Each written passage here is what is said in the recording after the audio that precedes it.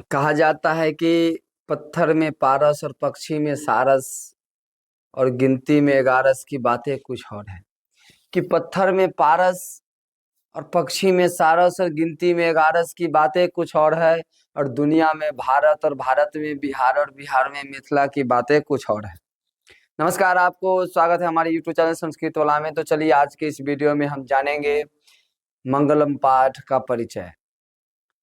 नया साल प्रारंभ हो गई है, 2026 से स्टार्ट हो गया है।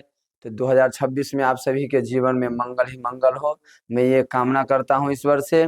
और मंगलम पाठ भी प्रारंभ करते हैं। मंगलम पाठ प्यूसम क्लास 10 संस्कृत के लिए ये जो मंगलम पाठ है, मंगलम का अर्थ ही होता है कि मंगल। नहीं कहते हैं बात बात में कि तुम्हारे जीवन में मंगल ही मंगल हो।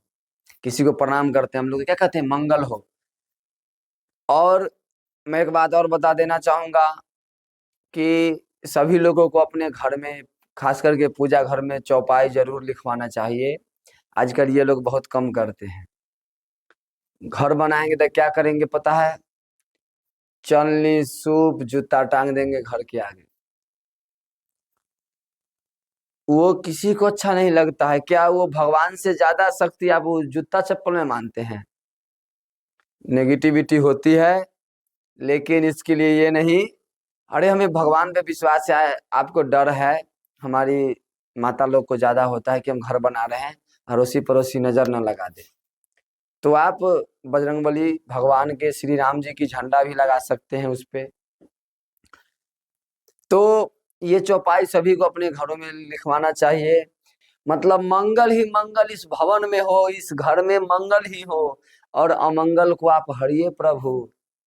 लेकिन लोग लिखवाएंगे वेलकम माय हाउस, फलना पैलेस। क्या है ये सब? तो सभी विषयों की ज्ञान बहुत जरूरी है।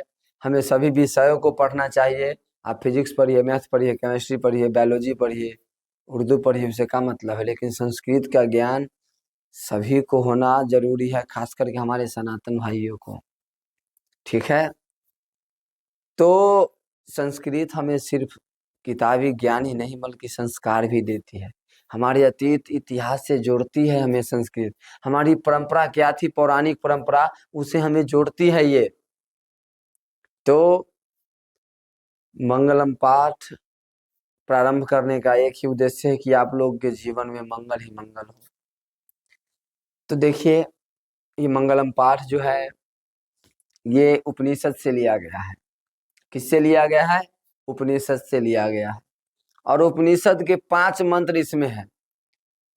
5 मंत्र लिया गया है। ठीक है? 5 मंत्र लिया गया है, उपनिषद से लिया गया है मंगलम पाठ। और आप सभी लोग 2026 में अपने जीवन के लिए कुछ अच्छा सोचिए। कुछ लोग सोच रहे होंगे कि आज पार्टी चलना चाहिए, कितना केजी कटेगा, कितना केजी वाला बढ़िया होगा। क्योंकि मैं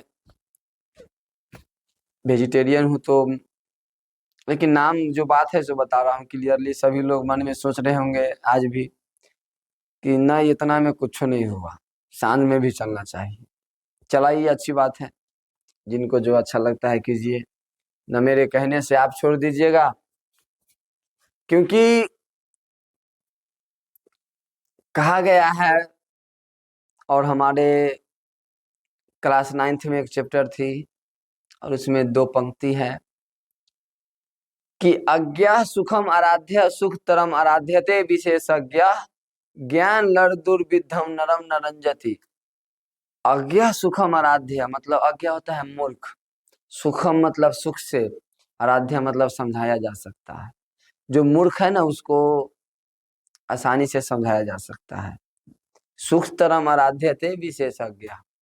और जो विशेषज्ञ लोग हैं, जो पढ़े लिखे शिक्षित वर्ग के लोग हैं, उन्हें और आसानी से समझाया जा सकता है।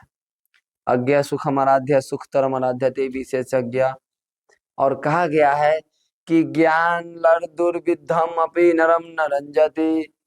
और जो ज्ञान मतलब आधा ज्ञान वाले जो व्यक्ति है, अल्प ज्ञान से परिपूर्ण अहंकारी व्यक्ति है, उसे हम मनुष्य तो छोड़ दीजिए, स्वयं ब्रह्मा भी नहीं समझा सकते हैं उनको। तो इसीलिए कहा गया है कि ये शाम न विद्या न तपो न जानम न अपि शीलम न गुण न धर्म ते मनुष्य रूपे न भुवि भार भूता मृगाश्चरन्ते। ऐसा न विद्या न तपो न दानम, ऐसा मतलब जिसके पास न मतलब नहीं है, ऐसा न विद्या मतलब विद्या न तप है न दान है न शील है न गुण है न धर्म है, वो मनुष्य नहीं है इस धरती पर, वो बोझ है धरती का, और दो पैर वाला बिना पूंछ के जानवर के समान है वो।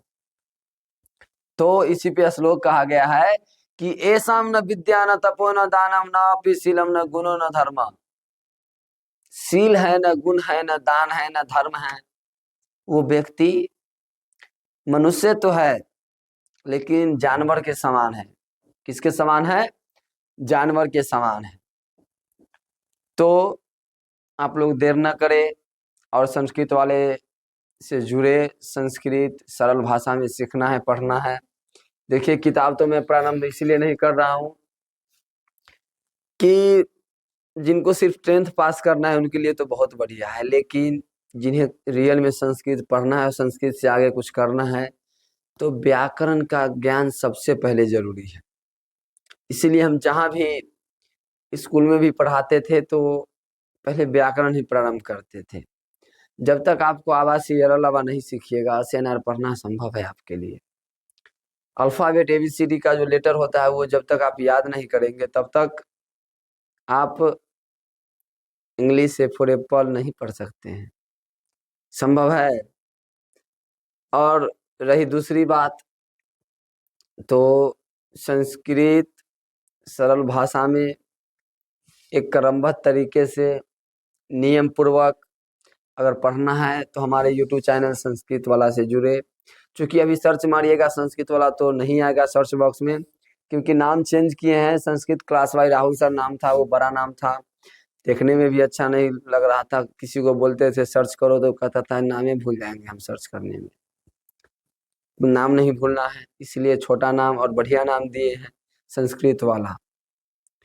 तो चलिए इसी तरह अपना प्यार दुलार देते रहिए।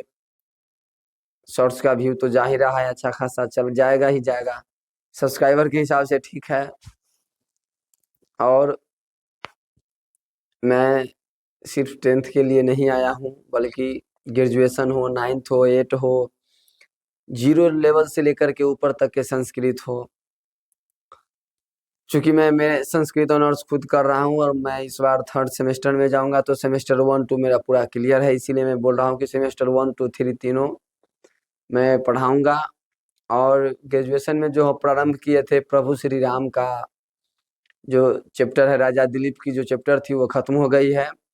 राजा दिलीप जी की जो पुत्र प्राप्ति के लिए उन्होंने क्या तपस्या किया, क्या उन्हें कष्ट सहनी पड़ी अपनी पुत्र प्राप्ति के लिए, उन्होंने क्या क्या किया, गौ सेवा का कहानी, वो चैप्टर समाप्त हो गया है। अब अगला चैप्टर आएगा उसमें रघुवंश महाकाव्य में, कि महाकवि कालिदास जी के द्वारा प्रभु श्री राम के पूर्वजों का संक्षिप्त विवरण।